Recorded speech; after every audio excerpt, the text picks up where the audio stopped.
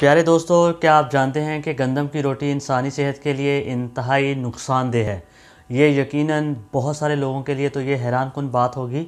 ये सवाल और इससे कुछ मिलते जुलते और सवाल, यानी कि अगर वाकया ही गंदम की रोटी इंसान के लिए नुकसानदेह है तो इसके मुतबादल क्या हैं, इसके अल्टरनेटिव के तौर पे हम क्या इस्तेमाल कर सकते हैं, और क्या ये सब लोगों के लिए ही यकसा नुकसानदेह है या किसी ख़ास ग्रुप या किसी ख़ास किस्म के लोगों के लिए नुकसानदेह है। ये तमाम सवाल आज की हम इस वीडियो में डिस्कस करेंगे। लेकिन उससे पहले आप सब लोगों से रिक्वेस्ट है कि प्लीज़ हमारे चैनल को ज़रूर सब्सक्राइब कीजिए और साथ में जुड़े बेल आइकन को भी प्रेस कीजिएगा ताकि आपको फर्दर नोटिफिकेशंस भी मिलती रहें। तो इस सवाल की तरफ बढ़ते हैं। जी हाँ, बिल्कुल, ये आपने ठीक सुना कि गंदम की रोटी इंसानी सेहत के लिए वाकया ही नुकसानदेह है। लेकिन वो नुकसानदेह क्यों है? वो दरअसल ग्लूटन की वजह से। ग्लूटन क्या है? ग्लूटन असल में गंदम के आटे के अंदर एक स्टिकी मटेरियल होता है, एक प्रोटीन होती है, और जिसकी वजह से इसमें गूंदने की सलाहियत पैदा होती है, जिसकी वजह से इसमें इलास्टिसिटी पैदा होती है, और जिसकी वजह से आटे को गूंद के हम आसानी से रोटी बना सकते हैं। उसको कहते हैं ग्लूटन। ग्लूटन असल में प्रोटीन की एक किस्म है, और गंदम के आटे में ये जो प्रोटीन्स हैं ये 70 से 85% तक मौजूद होती हैं, और इसी की बुनियाद पर हम इनको आसानी से गूंद के रोटी बनाते हैं। लेकिन ये ग्लूटेन इटसेल्फ नुकसानदेह हो जाती है कुछ ख़ास लोगों के लिए। तो जिन लोगों के लिए ये नुकसानदेह है उनके लिए यकीनन गंदम की रोटी भी बिल्कुल नुकसानदेह है। तो बात करते हैं कि जी ये ग्लूटेन क्या गंदम की रोटी के अलावा किसी और चीज़ से भी ये ग्लूटेन हासिल होती है?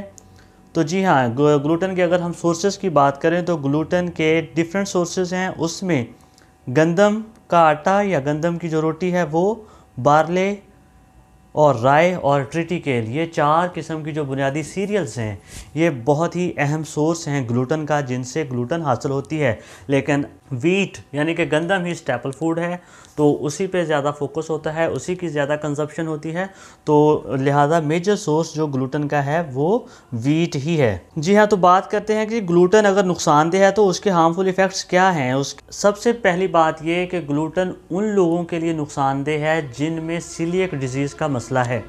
सीलिएक डिजीज़ एक असल में क़ुव्वत मुदाफ़त का मसला है, क़ुव्वत मुदाफ़त से मुताल्लिक़ा बीमारी है, जिससे उसका इंटेस्टिनल सिस्टम, जो गैस्ट्रो इंटेस्टिनल सिस्टम इफ़ेक्ट होता है। तो वो लोग जिनमें सीलिएक डिजीज़ हो वो जब ग्लूटेन की इनटेक करेंगे, ग्लूटेन खाएंगे यानी कि गंदम की रोटी खाएंगे, तो उनके बॉडी में फ़ौरन रिएक्शन स्टार्ट हो जाएगा। उनके बॉडी का जो इम्यून सिस्टम है उसको फौरी रिस्पॉन्ड करेगा, और उसके नतीजे में क्या होगा कि उसका जो की आंतें हैं, अंतड़ियाँ हैं, वो डैमेज होना शुरू हो जाएंगी। और वो लोग जो इससे मुतासर होते हैं वो बिल्कुल मामूली सी मिकदार भी अगर ग्लूटेन की खा लें, इवन के 50 मिलीग्राम्स भी ग्लूटेन के इस्तेमाल कर लें, तो उससे भी उनको जो रिएक्शन हो जाता है। और इसके अलावा इसमें ऑस्टियोपोरोसिस का मसला और इनफर्टिलिटी के प्रॉब्लम्स, नर्व डैमेज और इससे मुताल्लिक़ा कुछ और मसाइल्स भी हो सकते हैं। और इसका जो इलाज है, ये जो इसका ट्रीटमेंट या क्यूर है, वो सिर्फ यही है कि ग्लूटेन फ्री डाइट्स इस्तेमाल करें और अपनी डाइट से ग्लूटेन को रिमूव कर दें वो लोग जिनमें वो क़ुव्वत मुदाफ़त से मुताल्लिक़ा जो मसला है, सीलिएक डिजीज़ जिसको कहते हैं, वो मौजूद होती है। दूसरे ये उन लोगों के लिए हार्मफुल है ग्लूटेन जिनमें ग्लूटेन के अगेंस्ट सेंसिटिविटी पाई जाती है, हसासियत पाई जाती है।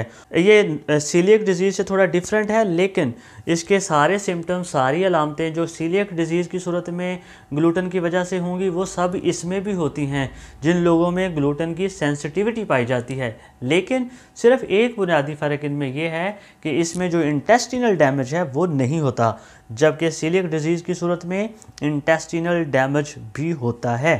और अगर हम बात करें कि साइंस और सिम्टम्स क्या हैं ग्लूटेन इंटॉलरेंस की, कि वो लोग जिनमें ग्लूटेन के अगेंस्ट सेंसिटिविटी पाई जाती है, हसासियत पाई जाती है, इसकी बिल्कुल एग्जांपल ऐसी है। कुछ लोग जिस तरह से एलर्जीज़ वगैरह होती हैं, वो लोग पोलन एलर्जी होती है तो वो पोलन से सेंसिटिव होते हैं, डस्ट सेंसिटिविटी होती है, या और भी बहुत सारे चीज़ों के अगेंस्ट सेंसिटिविटी पाई जाती है कुछ लोगों में। तो उसी तरह बिल्कुल ये कुछ लोगों में ग्लूटेन सेंसिटिविटी भी पाई जाती है।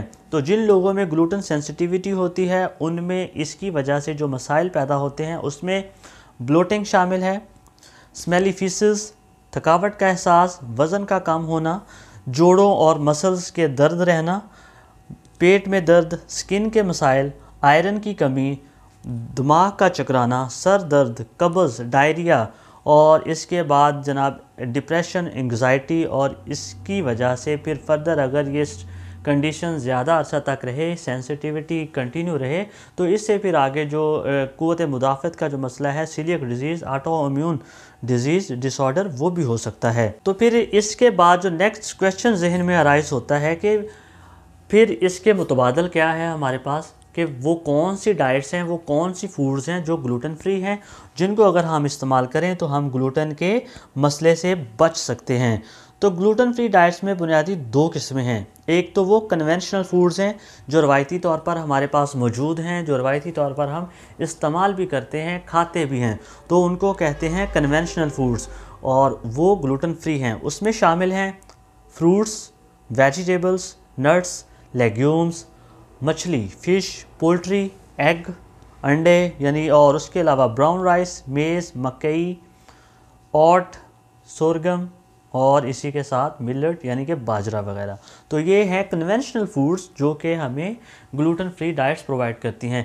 इसके अलावा कुछ नॉन कन्वेंशनल फूड्स भी हैं। नॉन कन्वेंशनल फूड्स का मतलब ये है कि वो रवायती तौर पर हम इस्तेमाल तो नहीं करते, खाते तो नहीं हैं, लेकिन वो ग़िज़ाइयत से भरपूर हैं, उसमें बेशुमार फ़ायदों के साथ साथ ग्लूटेन से फ्री होना भी एक उनके फ़ायदों में शामिल है। और जो नॉन कन्वेंशनल फूड्स हैं उनमें शामिल हैं किनोवा, बकवीट, चिया, एमारंथ, टेफ, कैनिवा और बैटल सीड। ये बहुत ही अच्छी फूड्स हैं, ग़िज़ाइयत से भी भरपूर हैं और इसके साथ साथ इनमें ग्लूटेन भी मौजूद नहीं होता। इनको कहते हैं नॉन कन्वेंशनल फूड्स। इसके बाद जो नेक्स्ट क्वेश्चन है वो ये है कि जी क्या हर किसी को ही ग्लूटेन से बचना चाहिए? जिस तरह हमने देखा कि ग्लूटेन के वजह से बहुत से मसाइल हो सकते हैं, तो यकीनी तौर पर बहुत से लोगों के जहन में ये सवाल आया होगा कि क्या सबको ग्लूटेन से बचना चाहिए? इसका जो जवाब है वो दरअसल ये है कि सबको ग्लूटेन से बचने की ज़रूरत नहीं है। सिर्फ उन लोगों को ग्लूटेन से बचने की ज़रूरत है जिनमें सीलियक डिजीज़ का मसला है, क़ुव्वत मुदाफ़त से ये मुतल्लका मसला है, और जिनमें वीट की वजह से एलर्जी मौजूद है, और जिनमें ग्लूटेन के अगेंस्ट सेंसिटिविटी पाई जाती है, हसासियत पाई जाती है, इंटॉलरेंस पाई जाती है।